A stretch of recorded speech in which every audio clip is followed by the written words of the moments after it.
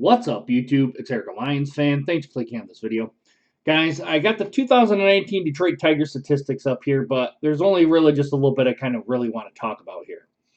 The Lions. The Tigers ended up with a 47 and 114. They were last place in the AL Central, and they get the first overall pick in the 19 draft or 2020 draft or whenever that happens. I'm not big on baseball enough to know when the draft is. I'm a big Tigers fan, but knowing the draft and all that other stuff that comes with it, not really. Somehow the Tigers last year managed to only have 98 losses. This year they have 114. So hopefully this year is the worst year the Tigers, or the worst season the Tigers are going to have. Hopefully we'll have a little bit of an upward turn here. And kind of what I really wanted to get to here, not really anything here that's on the baseballreference.com page, is actually kind of right down here on the game results page. As you guys can tell here, there's a lot of red on here, obviously, because they lost 114 games, so that's going to be pretty obvious. But the thing is the bars and how long they are. There was a lot of games here, guys, where the Tigers were just blown out. Let's go ahead and put it that way. They were blown out, and the bars kind of represent that that time period where the Tigers got blown out. And when you lose 114 games and you have bad pitching, you have bad fielding and bad hitting, this is kind of what you're going to get here. I'm actually quite surprised that the Tigers didn't lose the most in the major leagues ever with this type of team, because I'll go ahead and I'll put it this way.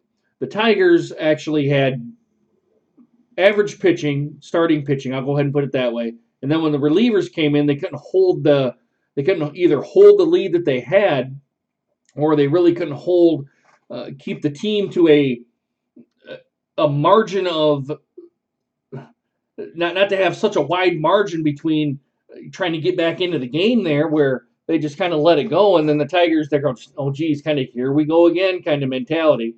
And the hitting just couldn't follow up with the horrid pitching. It couldn't make up for it. It's kind of more or less is kind of what I'm getting at. The Tigers they're a young team. I'm going to go ahead and put it that way, but swinging at bad pitches, not swinging at pitches they really should be swinging at. They're taking too many third strikes, at least I thought here.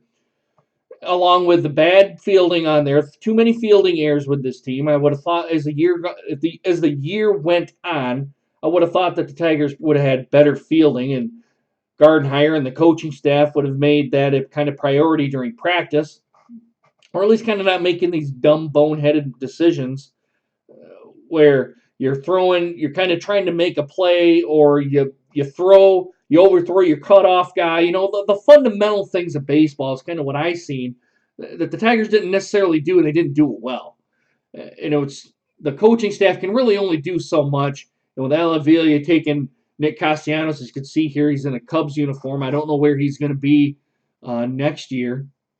If he's either going to be with the Cubs or with another team. The team just doesn't have any talent here, guys. And with Justin, I want to say Justin Verlander. Justin Verlander isn't on the team anymore. He's on the Astros. But with Miguel Cabrera and Zimmerman still having their contracts, those huge contracts, the Tigers really can't be in the buyer's market. They really are still probably going to have to be sellers. But even then, I don't think the Tigers are really going to do anything. They'll probably be pretty content on not trading anybody, just kind of going through next year. And then I think you're going to start seeing the Tigers try to acquire some players, so at least some better talent to bring up here.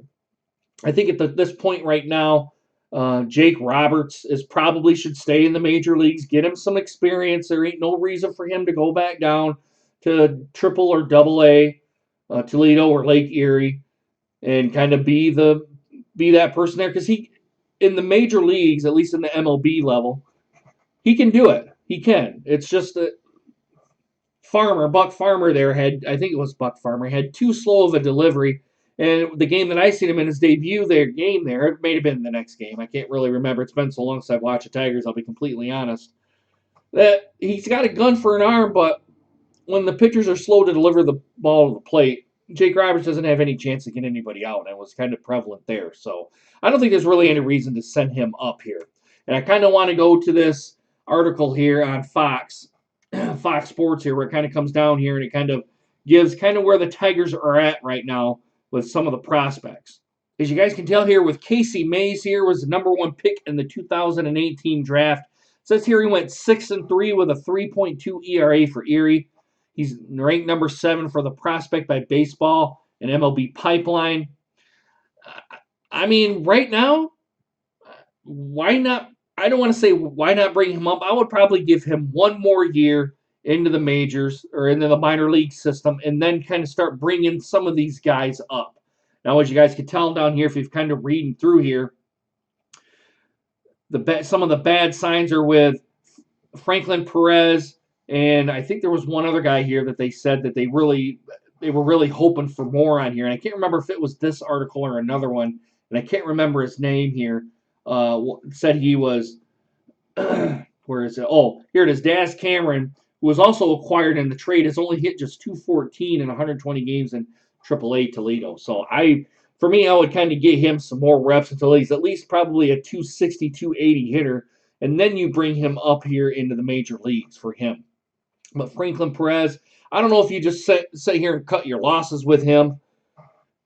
I mean, I don't necessarily know what to do in the farm system. And I'll admit, guys, I'm not a big farm system guy here either, so I don't know who's probably really should be coming up and who should probably be staying down. But I think Jake Roberts should probably just stay in the position that he's in and kind of be on the Tigers roster next year. I mean, you really can't hurt the kid. I mean, yeah, you just got to tell him, man, we're going to be losing some games here, but you're the catcher of our future, so you're going to stay kind of right in here. So that's kind of my thoughts on it here, guys. I'll come back to the DetroitReference.com or Detroit Reference. BaseballReference.com. I'm sorry, guys. I'm here just a little bit tired, and quite frankly, I'm a little bit dumbfounded into the Tigers here. Only because Al Avila has to really come to the forefront and take this team by the horns and kind of get this team back to at least, I want to say, to at least a 500 record. That's to me, as a fan of Detroit Tigers baseball, that is right now the whether it's a good season or a bad season. And I'll kind of waver on that here just a little bit. I would probably say within 10 games of 500.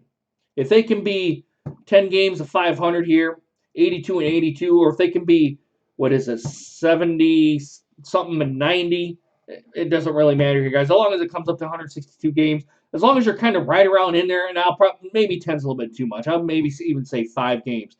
If you're within 5 games of 500, you're pretty much a successful season here, guys. You may not make the playoffs. That's not playoff baseball. 500 baseball isn't playoff baseball.